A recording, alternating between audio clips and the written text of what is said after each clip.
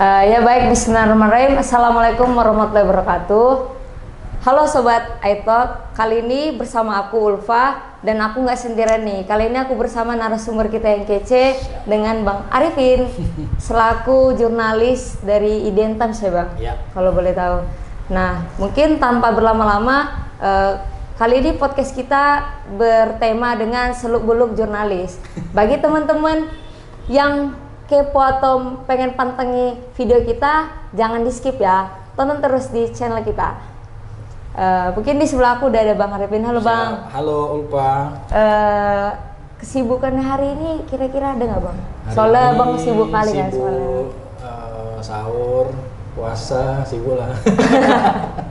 Hari ini agak kosong lah. Agak kosong. Bisa mampir main kemarin. Yes.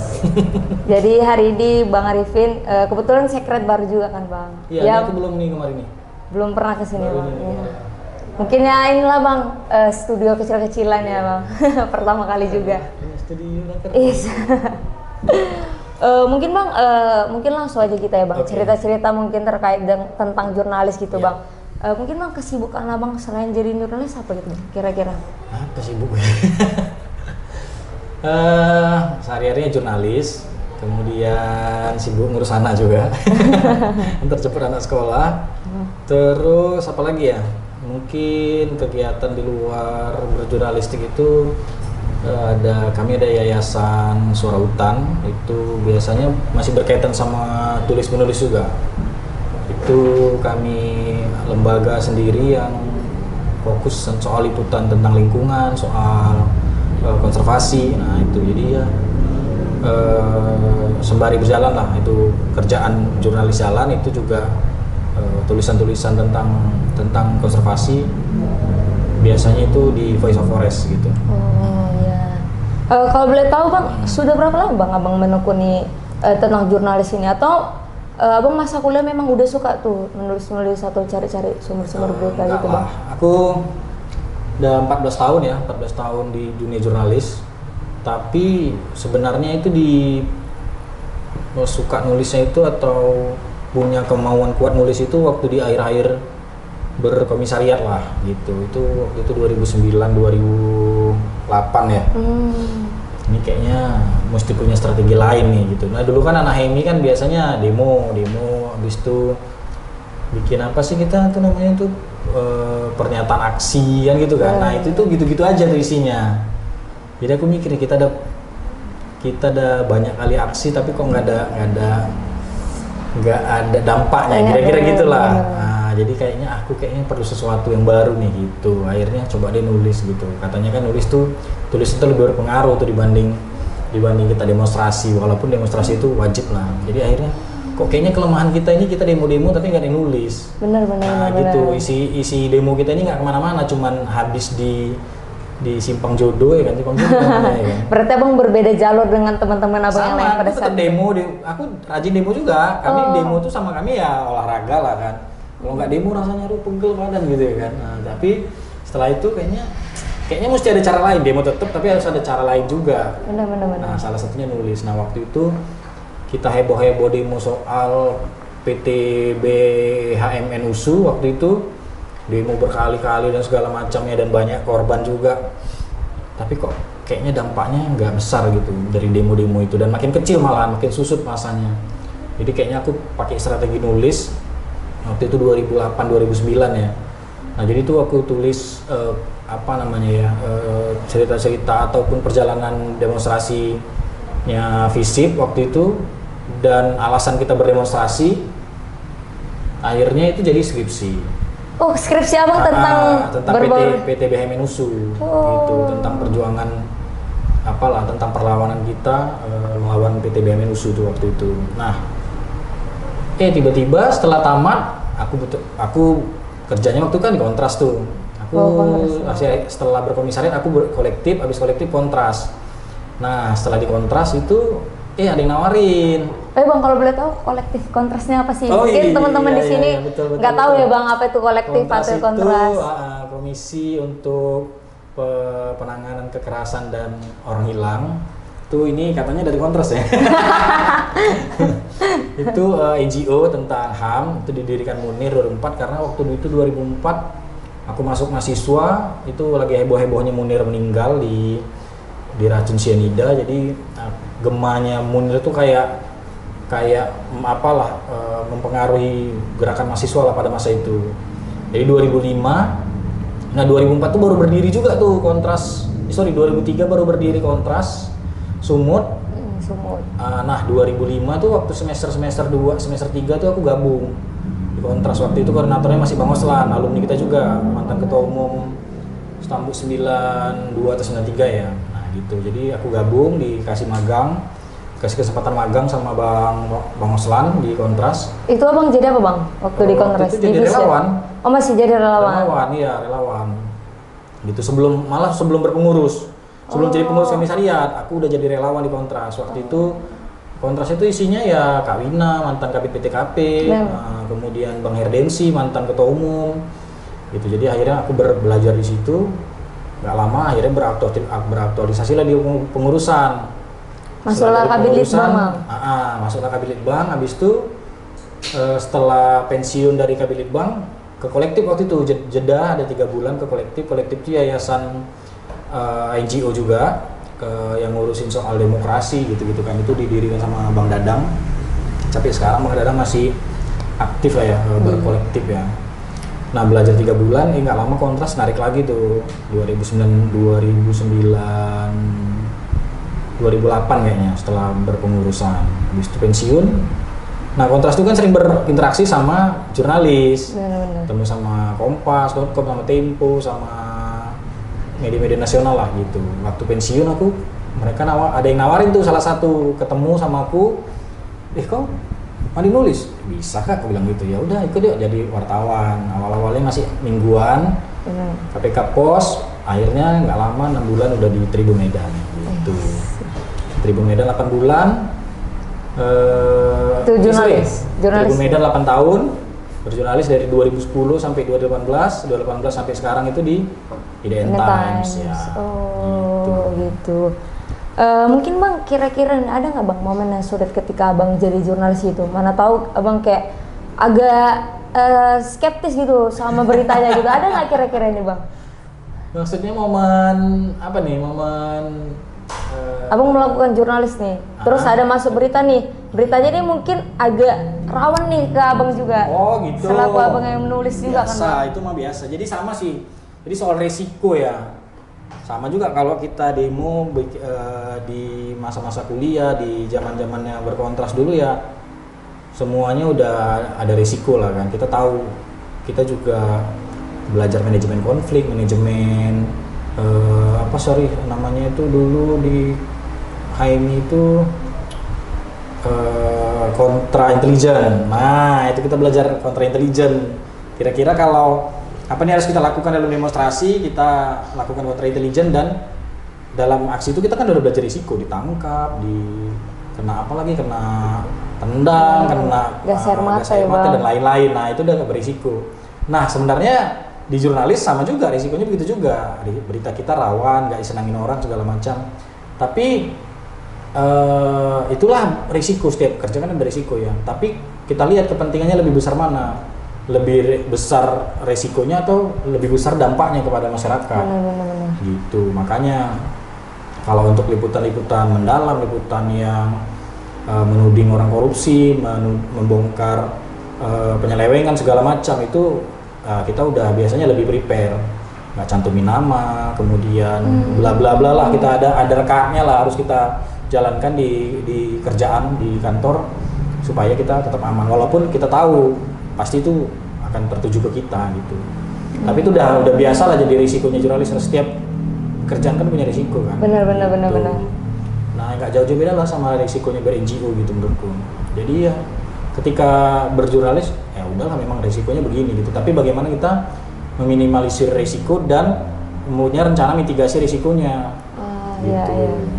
Makanya teman-teman kalau misalnya diteror, di apa, kita harus sudah tahu nih kita kemana gitu. Kita harus mengadu kemana, melapor kemana, kemudian apa yang harus kita lakuin gitu. Ke kantor tuh harus gimana deh. Dan alhamdulillah di 14 tahun 14 tahun berjurnalis ini kantor masih oke sih, masih sejalan lah gitu. Walaupun ada juga teman-teman lain di waktu di kantor lama dia kena masalah tapi kantor buang badan gitu. Nah kebetulan aku belum pernah kena di posisi itu gitu. Alhamdulillah masih bagus-bagus aja lah. Walaupun itu tapi udah lama lah aku nggak bikin liputan-liputan yang berisiko gitu. Mungkin Bang, suka duka Bang menjadi jurnalis Suka ada duka nggak ya, kira-kira Bang? Ada hal yang apa ya, senengnya ada, apa yang susahnya gitu Bang? Mungkin susahnya waktu cari liputan di daerah-daerah yang jauh ya, daerah-daerah jauh kita mesti ke pedalaman, cari narasumber, kemudian gali informasi. Kemudian apalagi kalau yang liputan-liputannya itu liputan mendalam ya, soal dampak lingkungan, soal dugaan korupsi itu susah, dan itu ya apa ya, nggak mudah sih gitu. Tapi aku yakin di setiap lelah itu aku pasti puas tuh dengan hasilnya kalau kita nggak berhenti gitu. Walaupun ya kalau dibilang gaji wartawan, kalau suka dukanya ya kan gaji wartawan juga nggak gede-gede kali, nggak kayak BUMN juga kan gitu. Kemudian bukan punya tunjangan yang gede-gede kali juga, enggak. Tapi itulah kita menikmatin pekerjaan di situ. Karena Abang juga suka dengan pekerjaan ini ya Bang? Aku suka dengan pekerjaan itu. Jadi kan kalau dulu kita berkomisariat, kita kalau katanya dulu kan, kata Sogi itu idealisme pemuda itu dia biasanya idealisme itu cuma di masa muda aja, di masa kuliah. Setelah itu akan hilang kan gitu. Nah, jadi perasaan kok aku dulu ini siapa nih tahanan lama-lamaan pegang-pegang idealismenya sendiri gitu kan. Akhirnya kayaknya ini aman nih, dia NGO nih, dia idealisme kita sebagai untuk memperjuangkan rakyat masih bisa. Setelah itu ke jurnalis kayaknya masih bisa juga nih, nah gitu. Jadi kayaknya ini masih sejalan lah dengan mempertahankan idealisme itu tadi gitu. Idealisme ya kayak semu gitu kan. Kita cuma ada di pikiran kita mau idealisme kayak mana kan gitu ya. Tapi insya Allah sampai sekarang, dari mahasiswa sampai sekarang, aku rasa masih ngomongin pro rakyat, masih ngomongin perjuangan buruh, masih ngomongin perjuangan tanah adat gitu sampai sekarang masih gitu. Dan aku suka gitu apa yang ku lakuin, apa yang ku tanam dulu yang ku pelajari di masa-masa kuliah ya masih bisa aku perjuangin tuh di sebagai jurnalis gitu. Bang, kira-kira nih jurnalis ini sebenarnya Bang arahnya ke semua linear jurusan itu boleh masuk atau enggak? Atau hanya cuman kayaknya harus jurusan yang Ulfa tahu nih ya Bang, jurusannya ilmu komunikasi aja nih yang cocok sama jurnalis gitu Bang. Ini kira-kira nih biar teman-teman di sini tahu juga kan Bang. Kebanyakan nih anak mahasiswa FISIP nih Bang, nggak tahu nih ketika dia tamat dia bingung mau jadi apa Bang. Apakah jurnalis ini menjadi salah satu opsi? Oke ya, jadi sebenarnya nggak ada jurusannya gitu. Jadi jurnalis ini bisa dari jurusan apa saja, tapi memang kalau yang linear adalah jurusan komunikasi yang khususnya tentang jurnalistik ya, ataupun ya ada jurnalistik, kemudian ada PR ya. PR-nya juga bisa ke media, jurnalistiknya pasti ke media. Tapi pengalaman di lapangan nggak banyak juga aku temuin anak-anak komunikasi itu di jurnalis gitu, malah dari jurusan-jurusan lain. Seperti itu jurusan apa tuh? Ilmu politik banyak nggak kira-kira Bang? Politik kurang ya. Ada aku yang khususnya yang aku kenal ya, yang dari Fisik USU, Dedi Al-Ghazali, apalagi Mustaqim jurusan apa ya? Kemudian pokoknya banyak anak FISIP yang bukan komunikasi, Yugo sosiologi. Kemudian Ukles itu sosiologi, ada juga anak antro dan lain-lain gitu. Jadi kayak sebenarnya berjurnalis ini kan dia nulis ya, dia lebih jatuhnya condongnya ke soal nulis. Nah nulis ini kan dia nggak ada jurusannya. Siapa aja bisa. Gitu. Makanya aku kalau di kerjaan itu, apalagi kalau aku ketemu anak-anak jurnalis yang jurusan eksak misalnya, aku suka.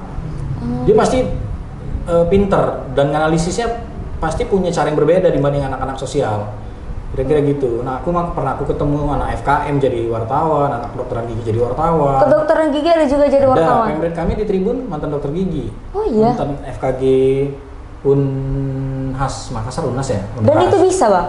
Pemret kok. Oke. Dia dari detik, kemudian naik, akhirnya jadi Pemret Tribun Medan. Nah, itu sekarang dia di Tribun Solo. Nah gitu tuh dari kedokteran gigi. Nah yang dari FKM tuh teman satu angkatanku di Tribun, namanya Momo. Itu dari FKM. Jago kali nulis. FKM bang? FKM, jago kali nulis. Udah waktu awal-awal masuk Tribun tuh aku kayak, waduh ketinggalan kali sama si anak ini nih, dia pinter banget, nulisnya tajam banget, analisisnya juga oke. Tapi apa namanya, akhirnya aku suka, ternyata perhatikan anak-anak eksak ini, anak MIPA, kemudian anak-anak pertanian, anak teknik, kalau jadi wartawan, mereka punya cara pandang berbeda sama kita gitu. Kalau anak ekonomi, udah biasa lah, banyak juga wartawan-wartawan ekonomi, banyak nggak dari anak ekonomi, bayangkan itu. Banyak wartawan ekonomi bukan dari anak ekonomi. Karena kan jurnalis bidangnya banyak, otomotif. Oh, jadi Kan banyak bidangnya, nggak politik doang. Aku juga waktu berjurnalis, awal-awalnya memang politik sih, tapi lama-lama aku coba tantangan baru kan, gimana aku nulis di luar politik. Aku cobain tuh kriminal segala macam, kriminal, hiburan, kan banyak desk juga kan.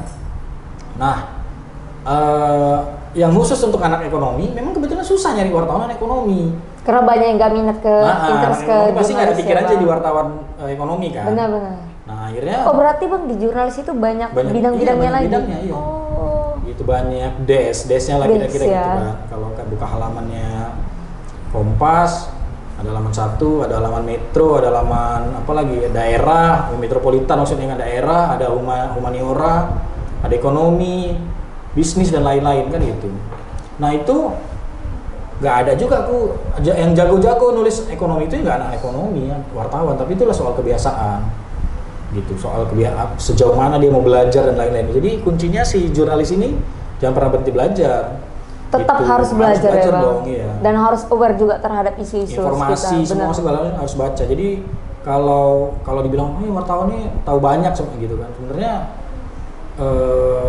bukan tahu banyak, tapi tahu sikit-sikit tentang banyak hal. Nah, dia tahu sikit-sikit tapi tentang banyak hal. Benar. Gitu.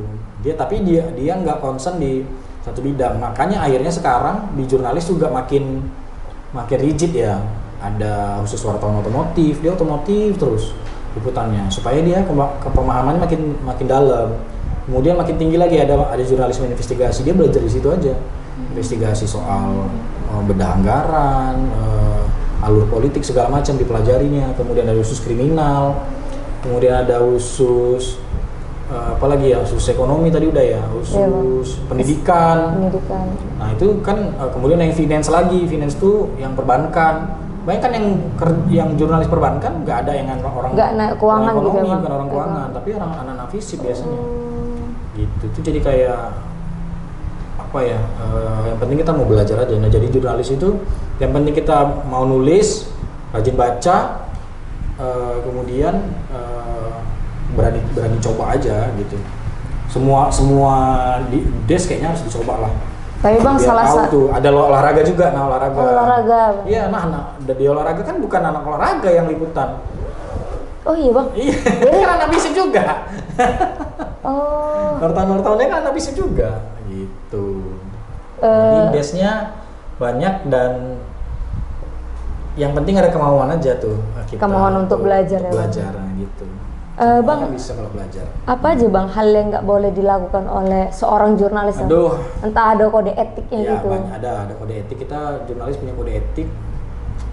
Aku sih sebenarnya sama dengan prinsip aku berhaimi dulu bahwa jurnalis itu apa yang aku tanamin dulu di komisariat sama di jurnalis sama. Yang penting tidak mencuri, tidak merampok. Benar. Ya kan? Tidak mencuri harta siapapun, apalagi orang miskin, tidak merampok harta siapapun ataupun orang miskin. Kemudian tidak berbohong. Itu kan prinsip kita di komisariat dari dulu.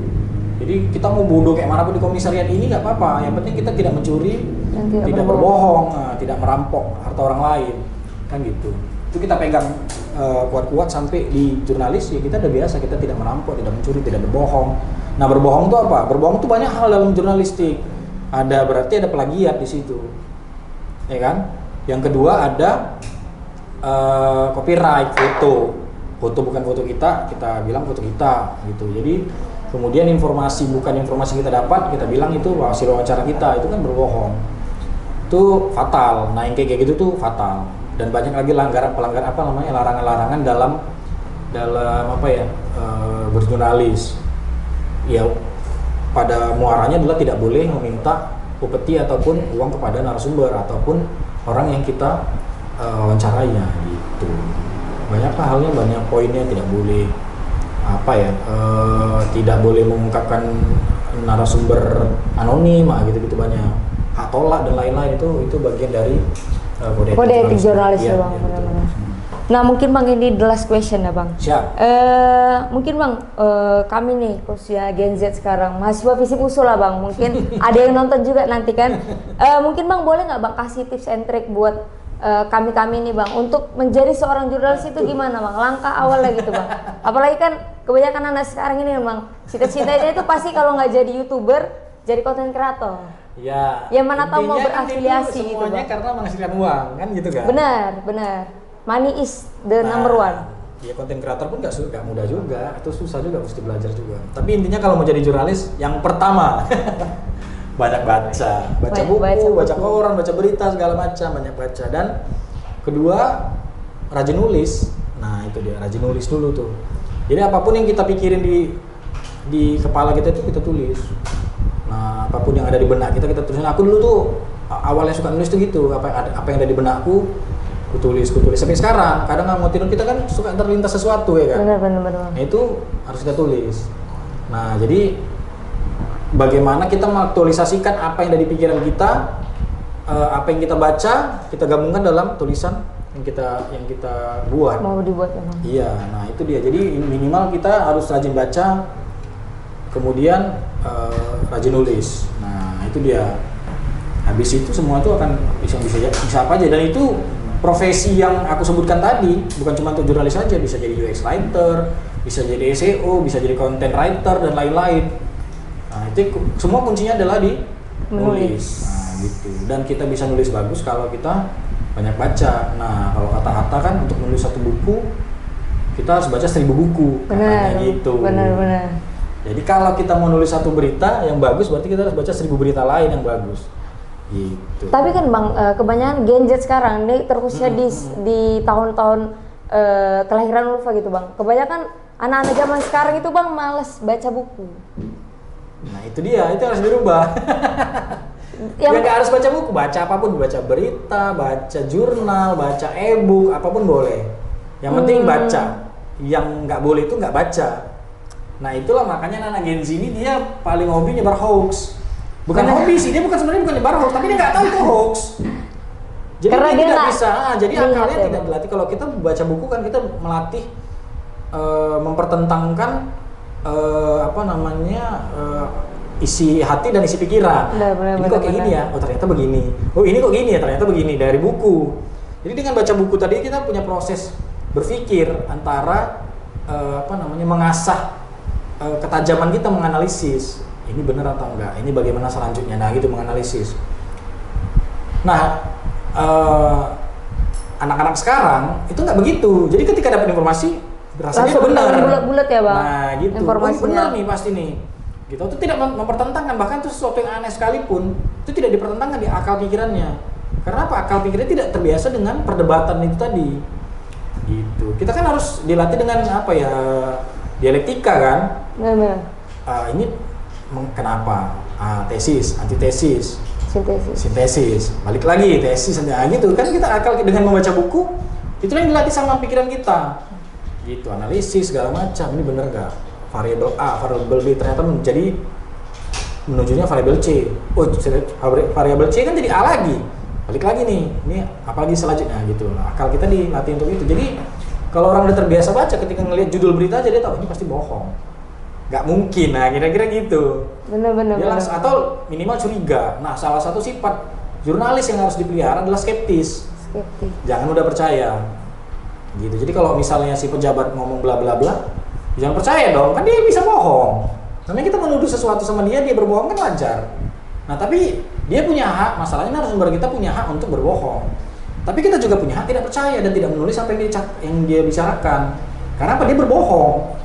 Gitu. Jadi itu Kalau kita tidak punya sikap kritis kayak gitu, jurnalis itu berarti jurnalismenya udah mati.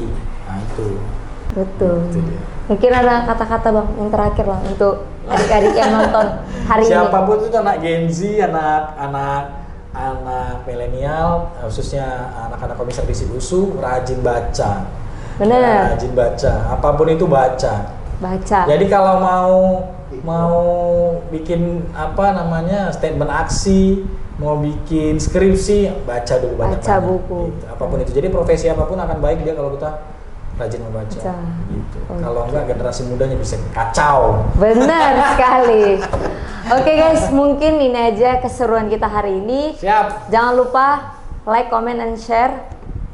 Dan komen di bawah. Kira-kira keseruan apa lagi nih yang bakal kita ceritain. Oke, see you. Bye-bye. Bye bye. Oke Bang.